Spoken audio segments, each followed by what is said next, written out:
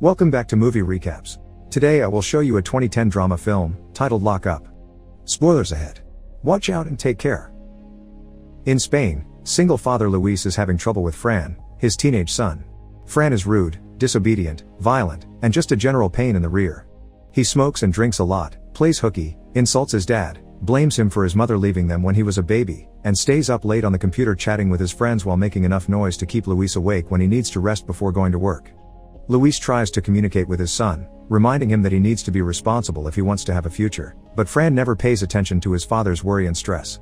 Most of Fran's time is spent with his best friends Nuria and Miguel, and Nuria becomes the girl Fran has his first time with. When they're done, Nuria mentions love between them, but Fran quickly disappoints her by saying they're just friends with benefits and not an actual relationship.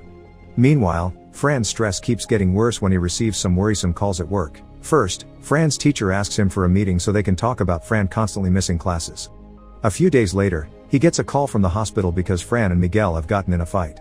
When Luis goes to pick up his son, Miguel's parents ask him to control Fran because he's being a horrible influence on his friends. Luis scolds Fran for his behavior and tells him he'll start coming to the store to work, but Fran answers by kicking the car and punching his father before fleeing. On Fran's 17th birthday, the boy steals money from his father and leaves the house after drinking wine to celebrate at a club with his friends. He's having a great time, but the evening puts a bad taste in his mouth when he finds Nuria kissing another guy. Meanwhile, Luis is alone in the house with the cake he had bought for his son. After blowing the candles himself, he decides he's had enough and searches the internet for a solution. This is how he discovers Simca, a correctional center that specializes in rowdy teenagers. Luis watches a bunch of videos where parents share their experiences. They also had sons and daughters that misbehaved and even hit them, but Simca took their little rebels and transformed them into well-mannered, responsible students. Luis only stops watching when he hears Fran come back. The boy is upset and almost goes to his father to talk about it, but in the end, he prefers to go to bed.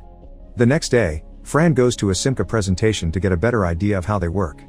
The host talks to the public about family values and bad parenting in a boisterous yet charismatic way, almost like a religious pastor, and it's very effective, because the public easily chants back the answers to his questions without hesitation. In the meantime, Fran stays at home and gets a call from Miguel, who tells him they can't hang out anymore because his parents have had enough. Fran insults him for betraying him and hangs up before calling Nuria, but instead of being direct and asking for a friendly ear, he insults her too for having kissed another guy. Nuria reminds him he was the one that didn't want anything serious, so Fran hangs up on her too. Later that day, Luis finally takes his decision, and when night falls, two strangers kidnap Fran. The boy cries out for help, but Luis just tells him it's for his own good. Fran arrives at Simca in the morning and insults Principal Oscar when he approaches him to welcome him. Oscar won't accept this attitude and pushes Fran against the wall, reminding him he will have to be respectful here if he doesn't want to be punished. Then Fran gets new generic clothes and his head shaved before he joins his fellow teenage boys, who welcome him by standing up and chanting a welcome phrase at the same time like soldiers. While watching an instructional video, Fran tries to talk to one of the boys, but this only gets the group to stand up again and repeat the rules about silence and respect. There's something very particular about them. Most of them have a brown mark on the skin under their chins. Afterward, Fran goes through his first day of what will become his daily routine at Simca. The boys spend the morning making clothespins to learn the value of hard work, have lunch at noon, then go back to either more pin making or doing exercise. They also go through regular medical checkups and sessions of video behavior lessons. Meanwhile, Luis finally has time to relax and enjoy peace at home, but he does think about Fran, so he sends him a box full of gifts including a water bottle. When the box arrives at Simca though, Fran is allowed to look at it but not to keep it. Among the activities at Simca, there also are therapy sessions that Fran is obliged to attend. All the boys share how hard things are in their lives, so Fran takes the chance to complain about his father for having sent him to this place, thinking he's the kind of man that pushes people away when he doesn't want to hear them, and that's probably what he did to his mother too. However, after some words from the doctor, Fran admits he does miss his dad. Later in the teacher's lounge, Oscar reminds all the instructors that the free day is coming soon and explains to newcomer Nando what it is about. For one day, all rules are put aside and they allow the teens to have some fun at a small party. This helps them build up their trust in their system. Nando is skeptical but uses the chance to offer some complaints, believing it's unfair for the instructors to eat as badly as the teens do and lamenting the lack of hot water. However, Oscar doesn't pay these complaints any mind. It seems being ignored leaves Nando in a bad mood, because later during dinner, he sees one of the boys eating slowly and freaks out. Accusing him of eating reluctantly, Nando hits the boy's head on the table a couple of times before throwing him on the floor and force-feeding him. As the rest of the boys begin eating faster, the guy insults Nando, who answers with a punch and pepper spray. The boy ends up in the clinic, hurt but alive, and the incident gets the attention of Simca's owner, who is worried about the scandal this could cause if the parents were to find out. Later Oscar scolds Nando for his actions, but Nando keeps on insisting the teens need a harder hand, so Oscar pushes him onto the table and threatens to hurt him if he doesn't follow Simca's educational system. When night falls, someone enters the boys' bedroom to record them having nightmares. Fran wakes up a few moments later when he hears some noises and sneaks out to see what's going on. After carefully avoiding a guard, Fran makes it to the isolation room, where a boy is tied to a bed and is kept there with a blindfold on his eyes, gauze in his mouth, and headphones playing loud noises in his ears. When Fran removes the gauze, the boy starts screaming, so Fran runs away before he's found. He ends up hiding in a storage room to avoid the guard, but the man finds him anyway, so Fran jumps on him and begins beating him up. Eventually, 2 other guards find him and take him to the punishment room, where Fran finally understands why everyone has that brown mark on his chin. The teens are forced to lay down on the floor with open arms for hours, not even taking breaks to go to the bathroom, so they relieve themselves right where they are. There is always a guard watching them at all times, but at some point in the night, the same mysterious person comes to record their suffering. As if this wasn't punishment enough, when morning comes, they play heavy metal music at a painful volume. By the time the punishment is done and Fran is allowed to return to the daily routine, he also has a brown mark on his chin. Meanwhile, Luis has begun attending a support group formed by other parents that have sent their kids to Simca, hosted by the same psychologist that works with the boys. After Luis shares the trouble he went through with Fran, the doctor asks Ernesto to speak next, who is there with his wife Luz and his daughter Sandra. The girl has recently left the institute after 20 months of confinement and has been behaving perfectly well, but while Ernesto tells the others about his experience, she can't stop shaking her leg and looking a little spacey. She only speaks to ask to go to the bathroom, but Ernesto makes her wait until their turn is over, so Sandra ends up going right there on the chair. When Luz notices this, she takes her daughter away, but the sight leaves quite an impression on Luis. Realizing he misses his son, when he returns home, Luis goes to Fran's bedroom and turns on the computer, crying when he notices that the videos Fran made with his friends were all in good, clean fun and even included a few shots of Luis himself. The next day Fran goes to a Simca presentation to get a better idea of how they work. After seeing the kids joking around while cleaning the windows, Oscar welcomes Luis and lets him know that he can't see Fran because he's been punished for misbehavior. While showing a security camera video of the night Fran beat up the guard without offering context, Oscar points out all the behavioral issues Fran has and why it's so important for him to respect the punishment rules, which includes not seeing his dad for a while. After Luis is gone, Oscar watches over the boys while they go through another educational video and notices them making jokes among them again. As soon as he points this out, the teens stop and chant the silence rules, but this time it isn't enough and Oscar introduces them to a new form of punishment. The group is taken outside and locked inside a cage while only wearing a tank top, their underwear, and blindfolds. Their hands are tied as well. For the next few days, they won't be allowed to sleep, they must stay standing up for as long as possible.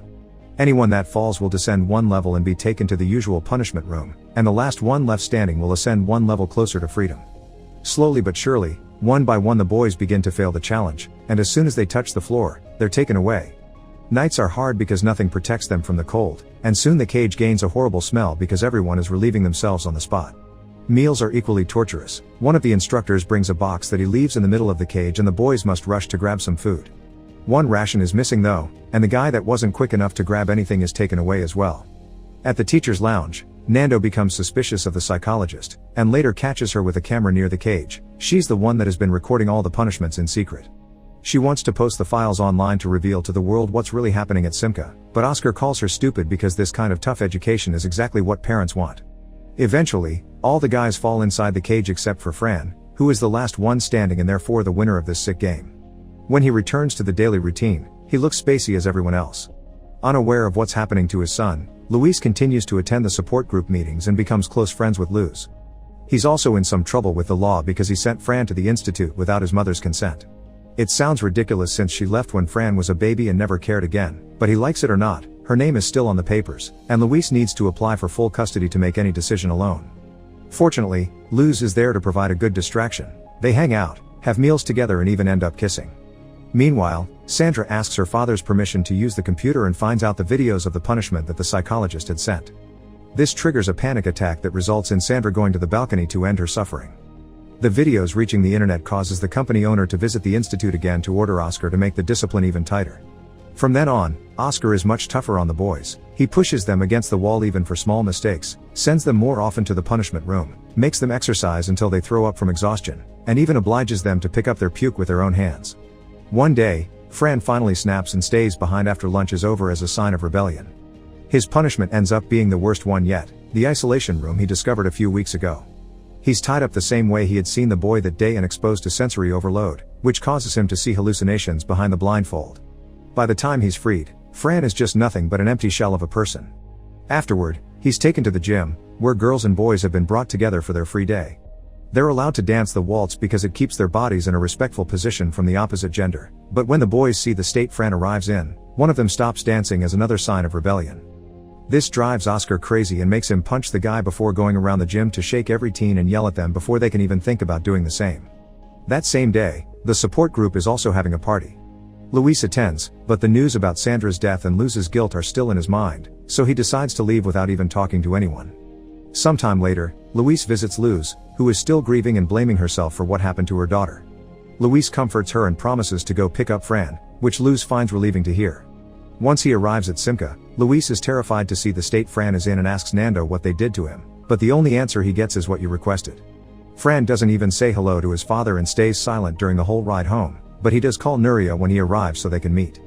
Nuria offers sympathy and a gentle embrace that Fran finds comforting. Going to their daily lives isn't easy. Fran behaves and doesn't drink anymore, but he never stays in a room when his father is around. At some point, Fran even takes out all the decorations and old knickknacks from his bedroom because he can't stand the sight of them. Some days he also likes to put his head out the window and scream profanities. Luis brings him a new cell phone as a reward for his good behavior, but Fran turns it down and gives his dad the water bottle back too, demonstrating that his feelings can't be bought with his gifts. One day, while they're cooking together, Fran finally snaps and yells at his dad for having sent him to Simca. However, Luis quickly interrupts him and explains himself, apologizing for what he did. He admits he made a mistake, but everything he's done has always been for the sake of Fran's well-being. After his wife abandoned him merely because she wanted to enjoy life instead of raising a kid, Luis had to deal with raising Fran on his own. Being a single dad is already a hard task, but Fran's attitude made it even harder. Luis worked hard to give Fran as many opportunities as possible, but Fran kept wasting them, and eventually stress took its toll on Luis. He had thought Simca was an actual solution, but had he known the horrors that happened between those walls, he would have never sent Fran there. Luis is tired of hiding his own suffering, and ends up crying as he tells Fran how much he loves him, making Fran cry as well. Sometime later, Luis goes to see his ex so can finally have the papers that give him full custody of Fran signed, although Fran decides to wait in the car because he doesn't want to meet his mom. Once he has the papers in hand, Luis is too emotional to keep on driving, so he stops the car to take a moment to put himself together under the rain. Feeling bad for his dad, Fran leaves the car and hugs Luis tightly. A few days later, father and son are together enjoying a vacation on the beach as they begin to mend their relationship. Make sure to subscribe and turn on notifications so you can watch more videos like this. Thanks for watching.